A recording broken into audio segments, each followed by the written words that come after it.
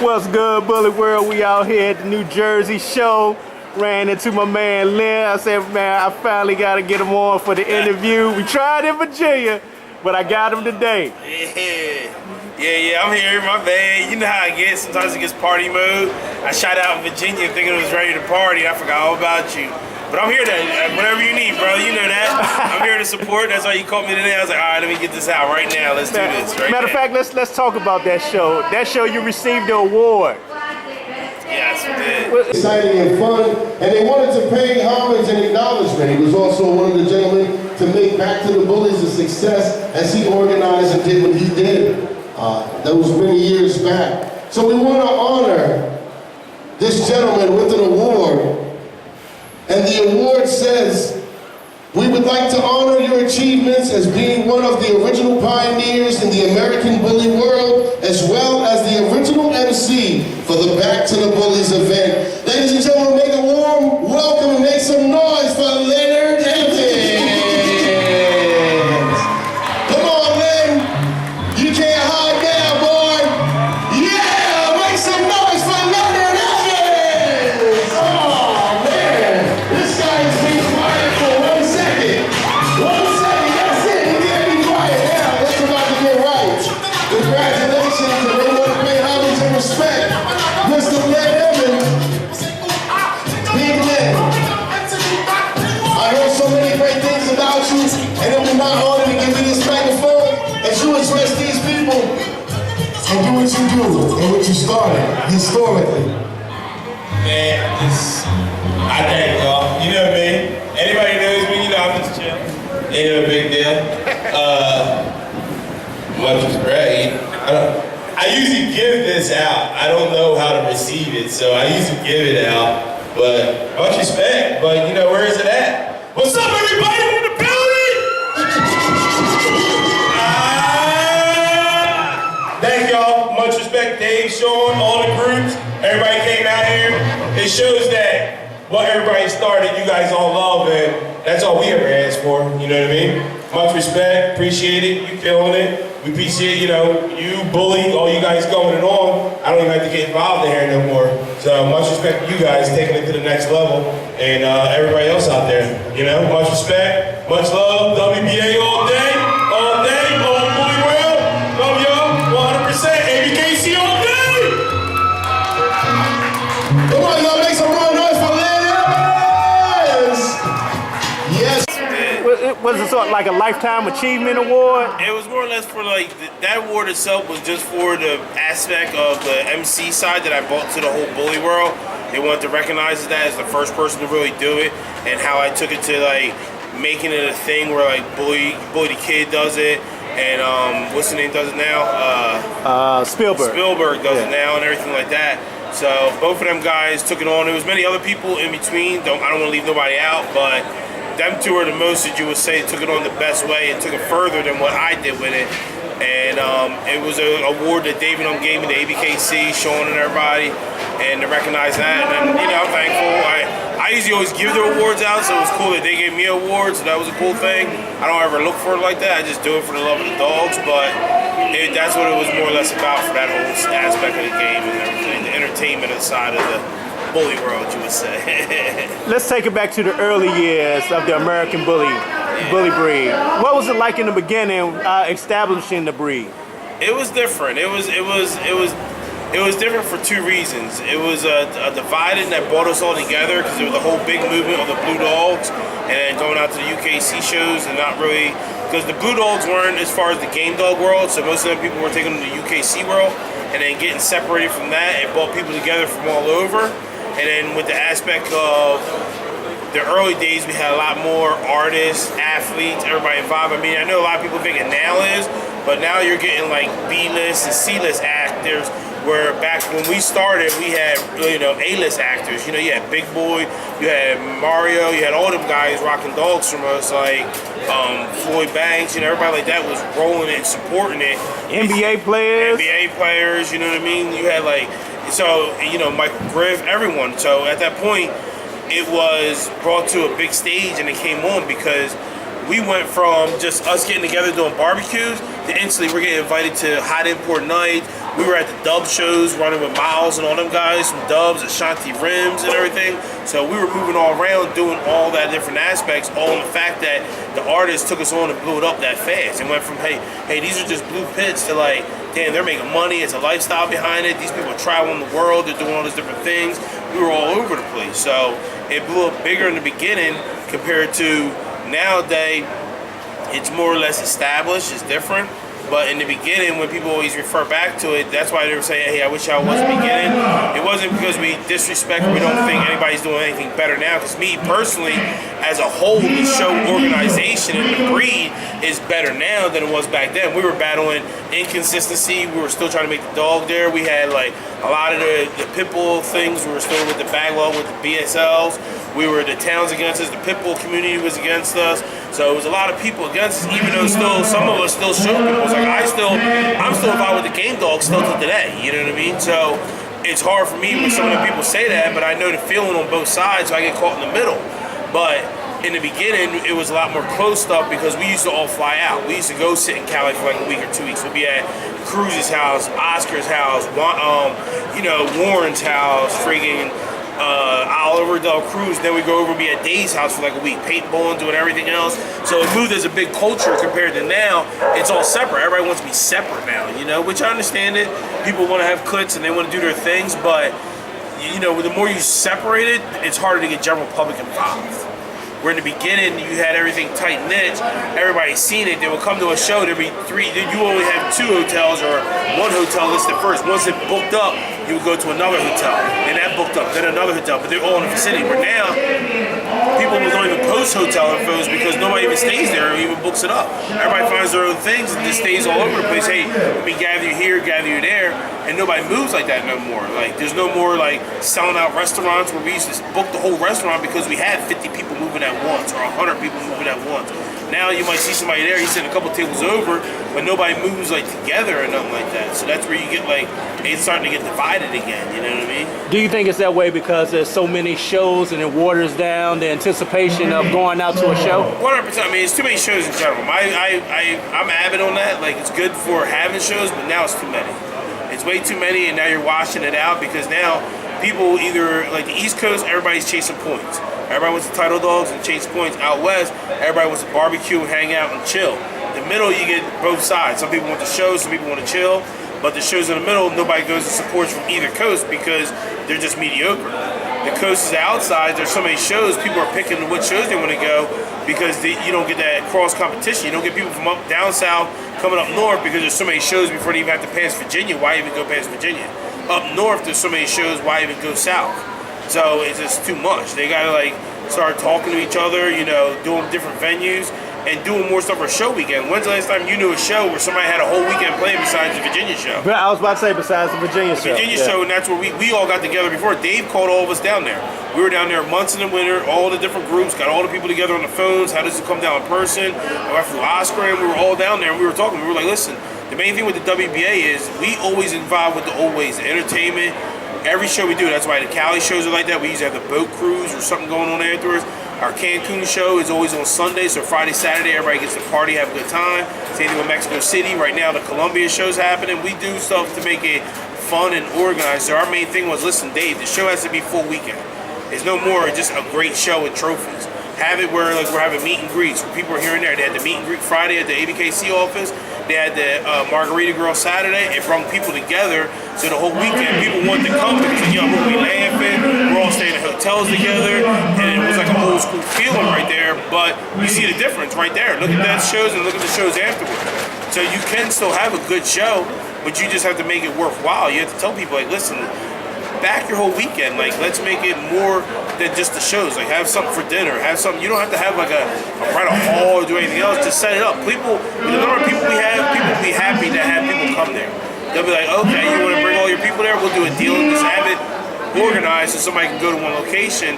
And that's when you're going to start getting more general public involved, more people learning. Because right now, you do a lot of videos, so many people are divided. People are yelling at people for buying exotics. People are yelling at people for buying shorty bulls, for buying Frenchies, not buying bullies no more.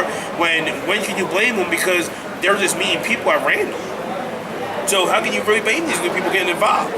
And you need to be educated. How can you educate them if you're hiding from them, staying in another hotel, and they're staying at the most random hotel that's listed for the venue? So at that point, you gotta look at yourself and be like, hey, what are you doing? Like, you're not trying to, you're just literally collecting money. So in your opinion, do you think the registry should take it back? And what I mean by that is, should they be more involved in throwing shows instead of letting people be show hosts? No, the registry has to be the registry. Doing the nationals only and doing the one other show that they may do here and there random is all the registry needs to be, because it needs to be neutral, you know? The other shows, everybody needs to talk, because all these guys show up to each other's shows, they just need to come together more, you know? Like, I understand, like, you could have, like, 5 or 3 shows or 2 shows in the year, and you might make okay money, where if you book that down and everybody took the same mentality, you did 1 or just 2 shows in your area, you will make even more money because everybody's going to come to that show regardless. In other words, working together. Working together, like, they're going to come there, and that's the point. And everything's too close. Like, you got shows here and there, it's packed in. And nobody really needs to move, because you only can change so many judges before at the point all the areas is having the same judges at some point during the show. Yeah, because I was going to ask you, for someone who travels a lot overseas and see it under a different light and under a different community. It's many people, and that's where you need to really do that. Like nowadays, that's where like you get a lot of people that's mad because they say, oh, this area is doing a different fan, or this area only supports this area. If you never take your dog to that area, how can you really blame them for not wanting to pick your dog to stud to? Like, you need to take your stuff out there. You need to spread your market out. That's why people are washing out. People are getting in the game doing bullies. They can't sell the dogs. They wash out. They buy exotics. They can't sell exotics. They wash out. And then now they just become show hosts only. And then they hate that. And then they start betting on the community. Now they're just flip-flopping, just causing drama.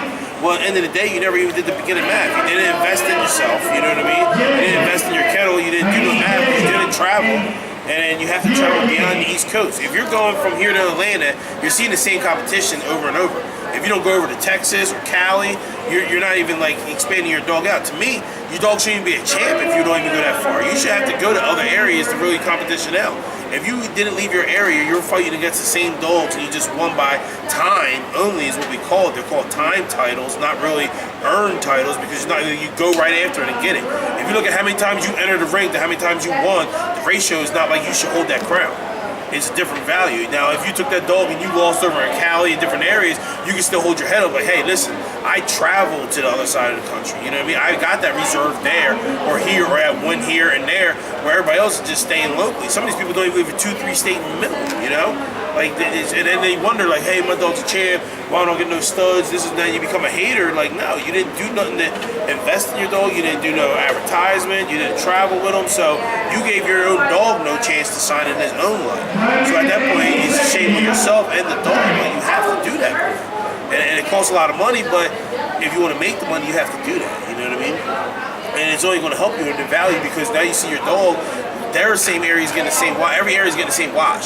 So when you bring something new into the light of their eyes, them guys are going to come to you instantly. You're going to get a couple studs, something, you know, a couple pump soles, something extra right out of it instantly to go on the show. I've never heard nobody say they traveled and the outcome was not worth it. How do they feel about the bullies in America overseas? They like them. See, America always has the primary stock. And that's why, like, a lot of dogs you see get sold overseas, people don't understand that. The big price tags, people are like, why? What's going on? Oh, they're just selling to them, or they found somebody luckily. No, they didn't find somebody luckily. They just made, like, their dogs normal. They produced over, they invested in. Somebody's seen the dog, but overseas, one, their money's mostly double. Most areas where these dogs are selling is double the U.S. So if they spend 10K, that's only really, they spend 10K U.S., they only spend really 5K. You get what I'm saying? So to them, they're already washed out, because that dog instantly lands, it's going to make that money back in the first week. Because there's so many people over there, but some new blood lands, you can stud so easily to them. That's why they're buying all these dogs and selling them over there. That's why they buy like older retired dogs too, because to them, it's retired here, but it's fresh blood to them there. You know, that dog still can produce good dogs. Here, it just washed out because he has so many kids, you know what I mean? And one of the big things you see is a lot of the top studs here are now storing their semen overseas to make it accessible for the people overseas. Overseas, you cut out the whole, like, having the, like, you cut out time, you cut out the semen getting damaged, you know, and then two, the availability is right there. Somebody calls you, it's like, yo, because sometimes they might call you, hey, my female is, you know, right now. And then you go, hey, listen, the place is there, boom, drop it. And you're making that money right there, you're invested in. Where other areas people don't do that, and then now you know you got to ship it, you got to pull it. Get it, the dog's out, he missed it. You know what I'm saying? Dude looks at time frames like, nah, let me not take that, you know? Did you ever imagine that it would get to that point with the bullies? Because, you know, back then you had to really travel, hit the road to do what you had to do. Anybody that says that they thought that this whole scenario, any of this, I don't care what they say. It's crazy. All of us. It's crazy. Oscar, so many of us laughed. Me and fucking Danny were laughing. None of us thought it was going to get like this. No way. That's how it kind of got out of control because it blew up like the atomic bomb. Like, it was one day we were sitting at barbecues. Next thing you know, we're on the spotlight of Dub. We're in like the LA conference, you know, the LA arena at a Dub show, bringing dogs in there. Like what? We were like, and people were like, you know, they're holding doors open for us. Everybody's coming there, and we're packing booths out. And it's just really like, hold on, we were just doing barbecues. Like, well, how did this? Like what? Like, and then now it's like you're doing international shows, the clothing lines, the magazines.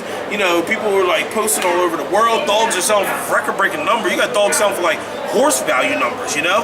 We started out originally like $2 grand. The original agreement to all this was like, yo, sell your dogs, don't advertise. 2,000 in a brown paper bag. Boom, 100%.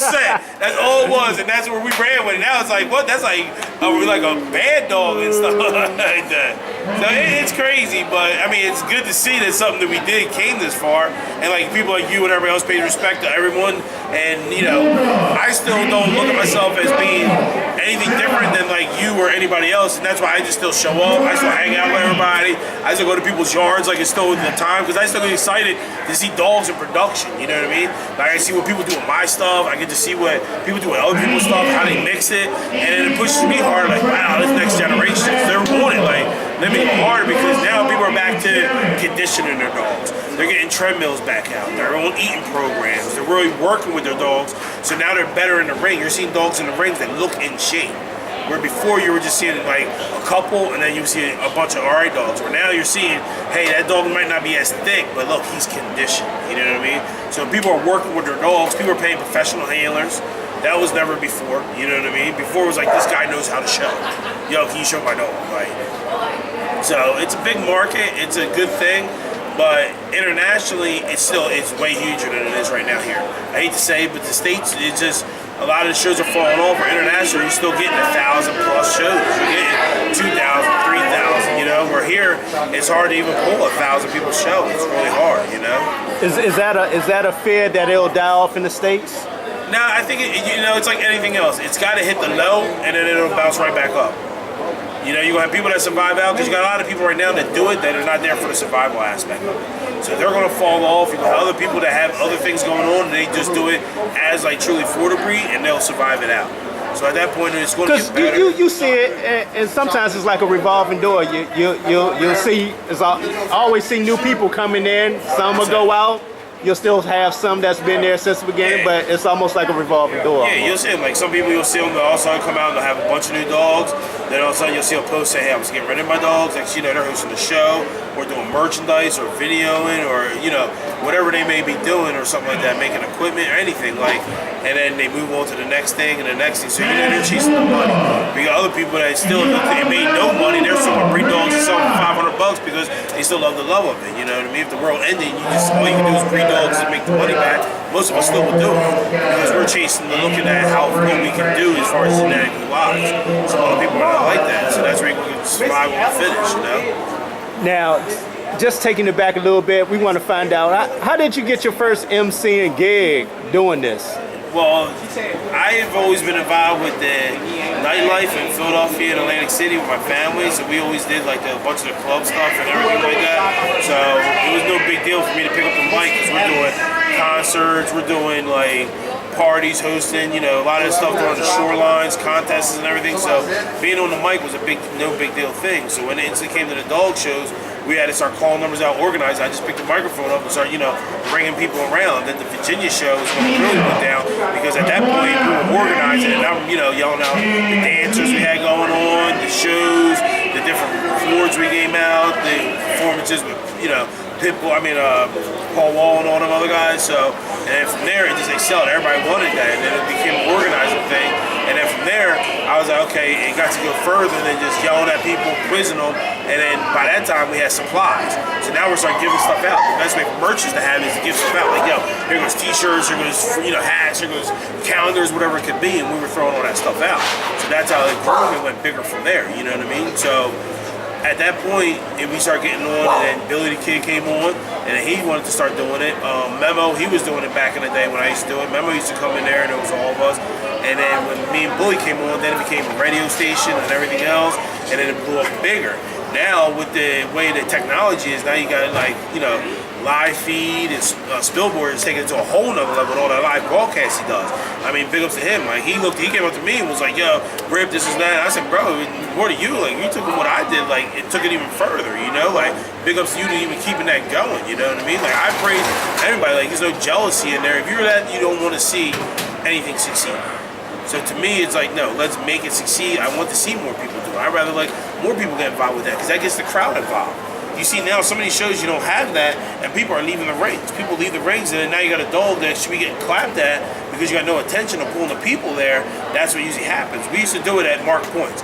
We used to do it like right before the champion class, right before the grand champ class, right before best in breed or best in show or something like that. And then you would turn around, maybe do it like, hey, look, everybody's walking away, let's spike them up. The classes are getting too big. Like when you have like some of them standard classes, when you're breaking it down 2-3 times, you would do something like that. So there's different times to do it, and it's good to see some people still do it, some people don't. But that's going to come and start affecting the shows now. You got to get back to doing that. You're going to get back to that. You're going to get back to the hotel shows, the after parties. Because if you don't, you're going to have nobody showing up to your show. And that's where it's at, One of the people we lost this year was Holiday. Can you give your thoughts on his importance to the American bully breed? It's crazy. I mean, yeah, that's crazy. This whole thing I never even talked about, to tell you the truth. This is the first time I ever saying. I even put a post about it. I put up like, I replied to everyone else's post. I replied to Yvonne's post. But I mean, Holiday was one of the originals. You gotta give it up to him. Holiday was a great friend of mine until even when he died. Like I used to talk to him all the time. I always stay in contact, even when the divide happened with him leaving the ABKC. I still stay in contact with all of the people. I still talk to Marco. I still talk to everybody who I'm friends with. So me and Holiday, I still conversate with it the whole way through. And then to have somebody like that gave so much to this the whole community, really like it was like a bitter side because a lot of people didn't really give him the respect when he left. A lot of people really just looked at him as like another person dying. You know what I mean? And I mean, I get it, some people didn't know him, but this dude, he was the first one with the videos. You know what I'm saying? He came to, he video footage at Sean's original barbecue. He had videos already produced at the Virginia show, done. He was the main one that videoed the first ABKC show in Florida. You get what I'm saying? Like, and then he was the first one to take it to the next level with the whole trophy movement. He sculpted all them and was the first one to push out, hey, look, we want to do this, we're wrong with it. So to have somebody to do that much and to take it there, and at the point when he took over the ABKC and came involved with it, ABKC was a mess. You know what I'm saying? Paperwork was a mess, people were bitching about it, and him and his whole family took that under and got it straight. The ABKC owes it to him as the respect thing. The community owes it to him. The other trophy maker, the people like that, they wouldn't be here without that guy. So like, he was a major influence in the whole movement, you know what I mean? And he was a really great dude. I mean, that dude would give you like trophies back. He would call you, pick me up from the airports. I land in Cali instantly, whatever I need. He was like, Rip, whatever, boom, boom, boom. I mean, hats off, bro. I mean, it really hurts, you know what I mean? Seeing somebody die like that, that's a friend. And really not seeing the community really give back to the way they should have said to him. People discarded him because they got involved with the exotics. We all get involved with different shit. I don't even care. I got friends who still guys still talk to Juan and Judy. You know what I mean? There's a big movement on that. Yeah, because just talking behind the scenes about that, did you feel a certain way that they really didn't express more towards? 100%. I definitely felt it. I did 100%. Like, that's why I really didn't even post nothing about it. To me, it just was like, why even these people don't even know? Why even said that? All of us replied to the post I needed to. I was just like, put a post up, and people are gonna hit like on there that just really just didn't put a post up themselves, or didn't want to say nothing, or don't even look into it, or saying other people talking shit and other shit. It was just crazy. You know what I'm saying? It was just like, I'm like, dude, it's like, what are you thinking? You know what I mean? So to me, that's why I really didn't say nothing about. I reached out to Yvonne, of course, always, and then everybody else, but you know, a lot of it was mainly Cali, West Coast based, and some people here that really knew him. Besides that, for somebody to be that big of a pioneer in the bully movement, you know, even the exotic movement, you know what I mean? I was surprised a lot of them didn't even break off because he's really the first person to try to get Juan and Judah up and what's the name to talk from each of us, but what's the name of Alligator and everybody else? I mean, bully camp and shit like that. So he was a really person with that. So he was trying to even help them people, and they really didn't look into it like that. You know what I'm saying? So it's all in all, it just shows the credit to the people you got around you now. But it is what it is. It is what it is. You can't change some people. Some people act like they're real, but it's just not real. That's what it comes down to, you know? All right, we back. We talking about the influence of the WBA and how it's a big family. WBA is a good thing. I mean, it is what it is. You know, we act like it's no big deal, but it really came about. I mean, like I said, Oscar, we both were involved with another group prior. Me and Oscar, and for a long time, we both ran that group for a long time. You know, lead edge and stuff like that. I was president, he was vice president, almost back and forth. And you know, a lot of the good years of that, we had everybody there because it was family oriented, partying. You know, me and Oscar we're really dog guys, so we really love the dogs. And, you know, we used to fly in the shows. People used to ask us back then, like, "Hey, stay later." Some of your people will barbecue. We would say 2-3 extra days in other areas. We still do that nowadays. You know, people want us to come out, people just go there and they trip out, and we're like, "Yo, I don't care if it's just a new kennel starting out or an established kennel. You know, you want to break bread with me, introduce me, bring me over. We'll try to make it. We'll be there." So the WBA came about when he was just like, you know, we both left. You know, it was both around the same time. So a lot of people started, you know, gravitating to both sides of us. So he was like, yo, he called me, he was like, "Listen, we're gonna start the group." I was like, "Oh my God." I was at first like, "Yeah, I don't want no parts of groups. I don't want nothing to involve with this. It's crazy. It's just, we're going down that road again." You know what I mean? But after a while, you know, we said it and we said, "Fuck it, let's go." We roll with it. And you know, it was ups and downs. We had people that came in, we had areas that started. You know, like anything that you start new, it's going to build, it's going to drop, it's going to come in. We had, you know, some people that were friends and family that we came in that, you know, later on didn't work as kennels and they left, you know. But no, you know, we still talk to everybody, we still shake hands with everybody, we have no problems. Whatever they want to do it. But to us, we want to keep it just family oriented. It's not a business. You know what I mean? That's why, like, it's just family oriented. Like, we all about dogs. We want people that's into their dogs, no matter where it fits. You know, shorty bulls, Frenchies, Kennies, you know, pit bulls, bullies. We love everybody to have bullies still, but you know, we love everybody in every angle. But we do everything family oriented. We move as a one clone like that. We stay at the same hotel. We go eat together. We travel together. We do everything as a together thing. You know, we do barbecues on the side. We do family events on the side. And, you know, people see that, and they same thing at hotels. When you see a group of people moving together, laughing together, it's a good time. When we're in the club, we're all together. You know, we have other people as associates that come apart, and they're a part of it. And then we have other entities that's part of it. You know, Bullypedia, that's a big market. That's, you know, our brother company that's with us and stuff like that, with Lou coming over and Rand, who's part of that. They're both our brothers. So, you know, that's another factor of the WBA. But as a whole, it's the same thing. We just host good shows. We make sure what we do, people want to be involved with. You know, it's not like just, hey, we want money. We want to do that. We can throw shows all the time. And instead, we're not. We spread them out. Like, we, you know, we got right now, today, we got a show in Columbia. So that's going down. Oscar doing over down there right now. Representing down in Columbia, doing a show. We got, we're doing the ABKC Nationals for them in Mexico. That's going to be in Mexico City in December. We'll have that down there. And then from there, we're going to go into our Cancun show, that's spring break, that's March 4th. So that's our show we do every time, but each show, it's a full weekend. We'll make sure everybody's got hotels to stay at, we make sure there's parties, we don't leave nobody behind. You travel with us, we move with you, and we're flying you in, or even if you come to our show, we're going to make sure you get taken care of.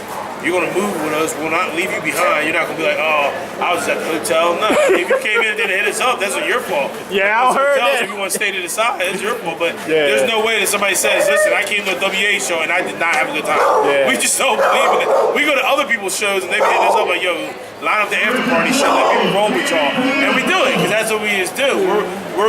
If we go even to Atlanta, we're all going to Atlanta, we already know what we're going to do, even if they don't have something set up. We're like, "Nah, listen, we're going to stay here. We're going to go out, we're going to have some fun, we're going to do some things, it's going to be a good time." So it's a thing like that, but also we're also real competitive. Like we're in the ring against each other. People see that we're handling each other's dogs. So it's never to a point where we hate each other, but we're showing. You know what I mean? We're showing hard. We're showing in Mexico. We're showing on these different registries. We're showing even PIDs. We're showing like all kinds of stuff. UKC, AKC, IDBK, anything. You know, we're all about dogs and competition and breeding wise. We're constantly pushing the limits. You see.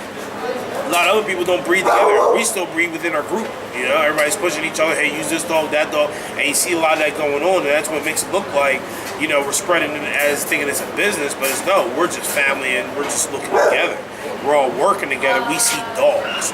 We don't see the dollar signs. Most people get involved and they see the dollar. Oh man, he made 5 off of that. Why am I going to breed to him without giving him a 10 grand stuffy? No, breed to the fucking dog. Let's make some badass dogs. You know what I'm saying? Take that dog back. Run with it, you get what I'm saying? It brings that dog's value up. He's selling dogs for 10 grand, that's a 10 grand dog you sit with.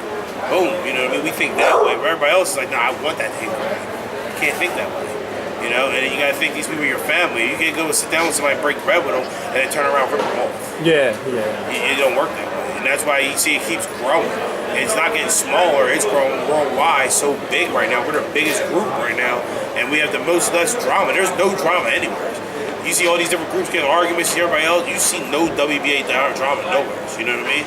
Like somebody can talk to me, we have problems, we do have issues, but we'll call them direct. We'll go there, we're not going to do all this fighting on the internet. No, we're not going to discredit it like that. We're going to talk like gentlemen, you know what I mean? Or however we need to, ladies, gentlemen, whatever, straighten it out, and we're going to roll forward. But at the end of the day, we show respect to everybody else because we invite all the different crews. We show up to all the registries. We hang out with everybody. You know, we break bread with everybody. If you're by yourself, we bring people along. Like, come on, man, chill with us. Let's go, roll with us, you know? This is the thing to do, you know what I mean? It just makes it more better, and that's what makes the group look bigger and better than what it is, you know? So. Have you ever had the itch to pick up the mic again? I have, like here and there, I'll run through. Tell you the truth, in Mexico, sometimes I get on there, I'll be throwing out the shirts and doing all that. I mean, here and there, it's in there. To me, it's the different level now to where it's at. To me, I feel like I used to yell all the time and be in the middle when the show was going on and getting this like the crazy level of hype up.